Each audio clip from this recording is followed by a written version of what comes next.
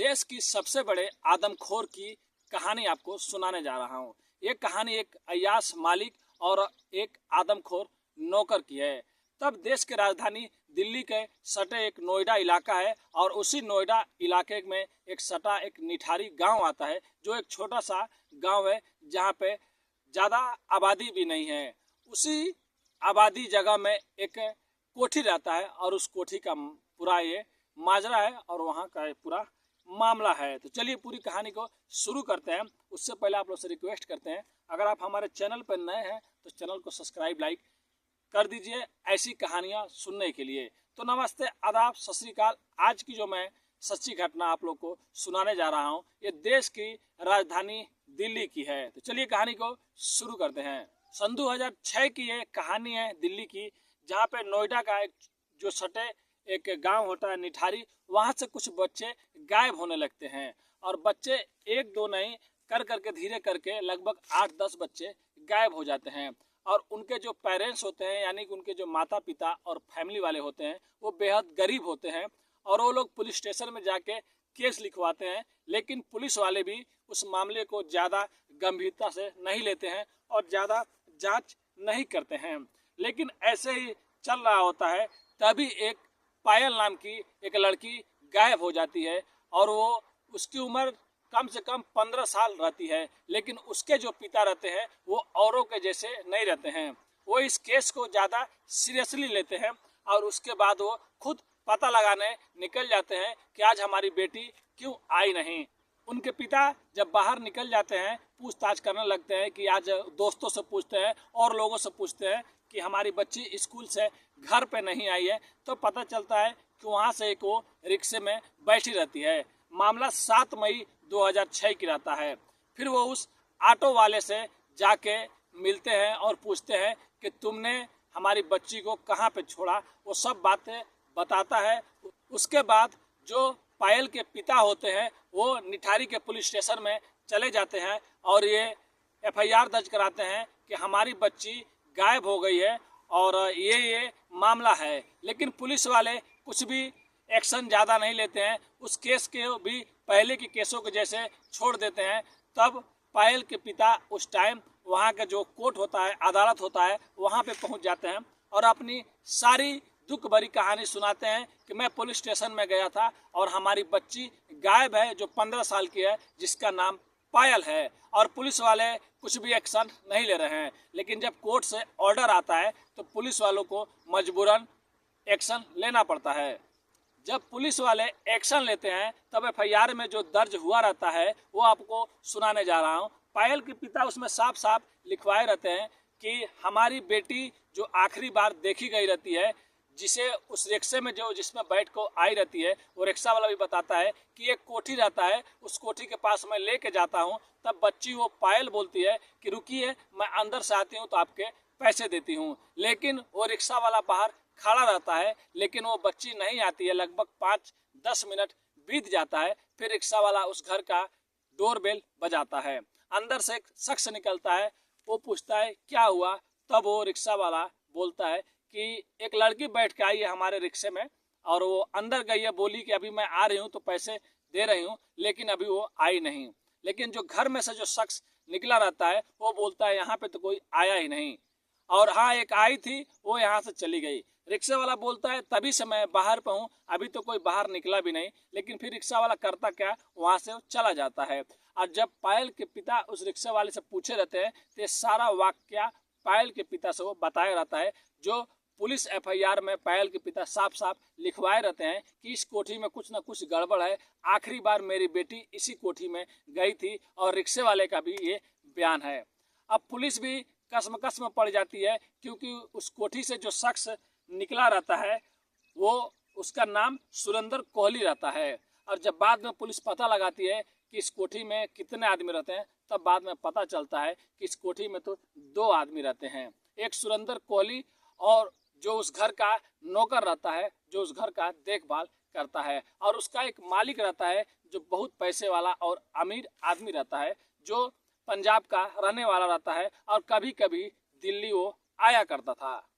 लेकिन जब पुलिस उस मालिक से पूछताछ करती है और उसके नौकर से, तब उसका मालिक हैरान हो जाता है और हाई कोर्ट में अपील कर देता है कि ये लोग बकवास कर रहे हैं, सब झूठी बातें हैं, हमारे कोठी में ऐसा कुछ नहीं होता है, न कुछ वहाँ पे हुआ है, इसमें हमारा कोई भी रोल नहीं है, और वो पैसे वाला भी होता है और उसका पहुँच भी बहुत आगे तक होता है। लेकिन हाई कोर्ट साफ साफ बोल देती है, क्योंकि निचली अदालत का पुलिस पे भी प्रेशर रहता है कि आपको जल्दी से जल्दी कोई ना कोई हम लोग को लेटेस्ट न्यूज देना है। तो हाई कोर्ट भी बोलती है कि अगर एफआईआर दर्ज हुआ है तो जांच करने में क्या परेशानी है। वो पुलिस को बोलती है कि आप लोग अपना जांच करते रहिए, उस बड़े आदमी का सुनवाई हाई कोर्ट में भी नहीं होता है। लेकिन वो इतना बड़ा आदमी रहता है और पुलिस वालों से जान पहचान रहता है कि अब मई से दिसंबर आ जाता है धीरे धीरे करते, और कुछ भी सुनवाई नहीं होता है। और पायल के पिता भी बेचारे इधर उधर भटक रहे होते हैं। तभी और भी जिनके बच्चे पहले गायब हुए रहते हैं, जो पहले 8-10 बच्चे गायब हुए रहते हैं, वो बेचारा बेहद गरीब रहते हैं। कोई रिक्शा वाला रहता है, कोई ऑटो वाला रहता है, तो कोई पेंटर वाला रहता है। अब ऐसे ऐसे फैमिली घर के बच्चे गायब हुए रहते हैं कि जो लोग न किसी से मदद मांग सकते हैं और ज़्यादा अपने बच्चों को ढूंढने की कोशिश भी नहीं किए कि बेचारा गए तो गए कहाँ।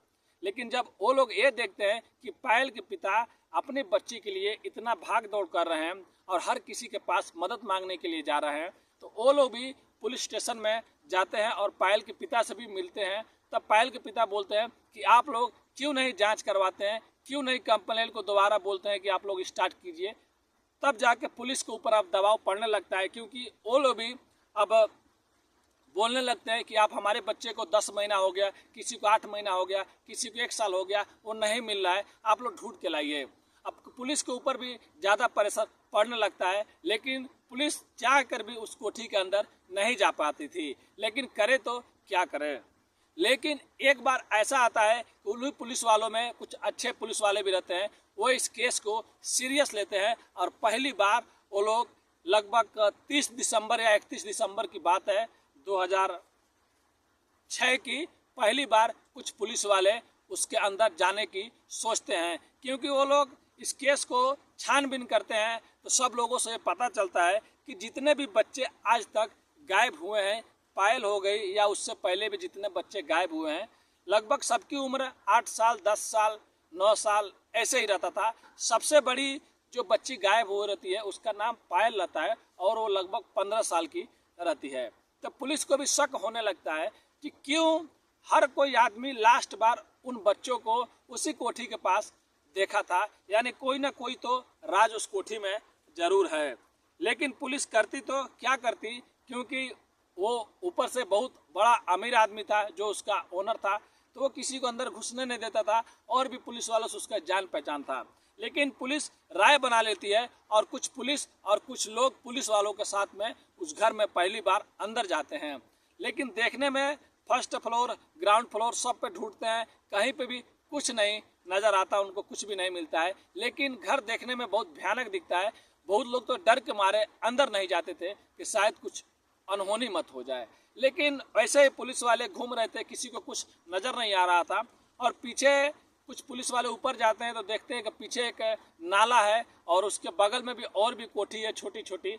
और जो ये कोठी थी, इसके घर के पीछे नीचे से ऊपर तक लोहे के, जैसे कि हम लोग जंगला बोल सकते हैं, कुछ भी बोल सकते हैं, वैसा लगाया रहता है कि पीछे से कोई भी आदमी अंदर नहीं आ सकता है। तो और भी वहाँ के जो कुछ लोग रहते हैं उनको भी थोड़ा हौसला मिलता है और वो लोग पीछे जाते हैं तो नाला में भी कुछ कचरे फचड़े दिख रहे होते हैं। पुलिस वाले कुछ बाहर चले जाते हैं। फिर जो लोग रहते हैं वो जब पीछे खड़े रहते हैं तो वो लोग सोचते हैं कि यार पीछे नाला में सब चीज़ क्या पड़ा है, कोई काला पॉलीथीन है, कोई पीला है, लेकिन ज़्यादातर काला ही रहता है। उसमें से एक पुलिस वाले को लोग बुलाते हैं, बोलते हैं साहब इसमें थोड़ा चेक कीजिए, इसमें तो कुछ नहीं है। अब पुलिस वाला को भी कुछ भी समझ में नहीं आ रहा था, क्योंकि घर में कुछ भी मिल भी नहीं रहा था और इतना केस चला, इतना दबाव पड़ा। लेकिन अब पुलिस अंदर जा ही चुकी रहती है तो पुलिस वाले ही एक आदमी को बोलते हैं थोड़ा एक थैली उठाओ और तुम ही खोलो क्या है। लेकिन जब वो आदमी डंडे से एक पॉलीथीन को ऊपर उठाया और जब उस पुलिस वाले के सामने उस पॉलीथीन को खोला तो सबके रोंगटे खड़े हो गए, क्योंकि उसने उस टाइम जिसने भी उस दृश्य को देखा वो सब डर गए, क्योंकि उसके अंदर से इंसानी कंकाल निकले, और वो भी लगभग बच्चे लोग को पैर का निचला हिस्सा और सर का थोड़ा बहुत हिस्सा निकला। ये देखकर सब लोगों में खलबली मच जाती है, बवाल हो जाता है। बहुत से लोग तो डर के वहाँ से भाग जाते हैं, चले जाते हैं। फिर वो पुलिस वाले अपने सीनियर पुलिस वाले को फ़ोन करते हैं, और कुछ पुलिस वाले और आते हैं वहाँ पे। और जब पुलिस की टीम और आती है, और ज़्यादा पुलिस वाले हो जाते हैं, और गांव के लोग भी खड़े हो जाते हैं। और उसके बाद जो पॉलीथीन रहती है, ज़्यादा वो ब्लैक रहती है, और कोई काला रहता है, कोई नीला रहता है। लेकिन जब और पॉलीथीनें निकाली जाती हैं, तो पहली खेप में लगभग 45 पॉलीथीनें निकाली जाती है उस नाले से, क्योंकि उस नाले पर किसी का भी नज़र जाता ही नहीं था, और वो घर के पीछे बना हुआ था। अक्सर लोग आगे साफ सफाई कर दिया करते थे, लेकिन पीछे कोई भी देखता नहीं था, कोई भी जाता नहीं था। लेकिन जब सब पॉलीथीन खोला गया और देखा गया, तब सबके होश उड़ जाते हैं, क्योंकि उनमें ज़्यादातर सब लोगों का, किसी का सर है, किसी का पैर है, और सब बच्चे लोग का ये इंसानी कंकाल था। लेकिन पुलिस को सोचने पे मजबूर कर दे रही थी, और जो वहाँ पे डॉक्टर लोग थे, जो फोरेंसिक टीम थी, क्योंकि ज़्यादातर जितना भी मिला था पॉलीथीन और बच्चे लोग का कंकाल, ज़्यादातर में या तो सिर मिलता था, या तो पैर मिलता था, या तो इसके नीचे का भी मिलता था। लेकिन जो ऊपर का ये धड़ है, जो सीने का, पेट का है, ये सब चीज़ नहीं मिलता था। ये बात है 31 दिसंबर 2006 की। उसके बाद ये मामला पूरा तेजी से फैल रहा था, चाहे टेलीविज़न हो गया, चाहे अखबारों में आ गया, क्योंकि उस टाइम का सबसे बड़ा ये न्यूज़ था। लेकिन जब फोरेंसिक टीम ने जांच किया, तो लगभग कम से कम 17 सर बरामद हुए थे, यानी कि 17 बच्चों का कंकाल मिला था। अब ये तो कंफर्म हो गया था कि 17 बच्चे का अभी एक कंकाल मिला है, और उसके एक दिन बाद 1 जनवरी 2007 आ जाता है। तो आप लोग मानेंगे नहीं, उस टाइम का सबसे बड़ा न्यूज़ था, वो भी लाइव चल रहा था। दिल्ली का, जो भारत का राजधानी दिल्ली है, नोएडा से निठारी जो गांव है, 1 जनवरी को। उसके बाद पुलिस एक्शन में आती है, और उस कोठी का मालिक जो रहता है, जो बहुत बड़ा अमीर आदमी रहता है, जो पंजाब का रहने वाला रहता है, उसको पुलिस उठाती है, और उसके नौकर को उठाती है। अब उसके बाद उसको लेके पुलिस थाने लेके जाती है। तो आगे की वीडियो जो भी है, मैं आप लोग को अगले पार्ट में बताऊंगा। तो अभी के लिए मैं जाना चाहूँगा, आप लोग से माफ़ी चाहता हूँ, क्योंकि शाम हो गया है। और जो भी कहानी है, मैं कल दूसरा पार्ट में आप लोग को आगे की कहानी बताऊंगा। तो आप लोग से रिक्वेस्ट करता हूँ, आपका भाई बहुत मेहनत करता है ऐसी कहानी, ऐसी वीडियो बनाने के लिए। तो आप लोग चैनल पर अगर आते हैं कभी भी, तो चैनल को सब्सक्राइब, लाइक, शेयर कर दीजिए, ताकि इससे हमारा भी हौसला बढ़ता रहे, और मैं आप लोग के लिए अच्छी अच्छी कहानियाँ और सच्ची घटनाएं, और जो भी हमारे आसपास में हो रहा है, उससे आप लोग को अवगत कराऊं। और हमारा मकसद किसी का भी दिल दुखाना नहीं है, किसी को भी ठेस पहुंचाना नहीं है, बस लोगों को जागरूक करना है और सचेत करना है अपने कहानियों के माध्यम से। तो अभी के लिए मैं अलविदा चाहता हूँ, मिलते हैं फिर अगले वीडियो में। अभी के लिए धन्यवाद।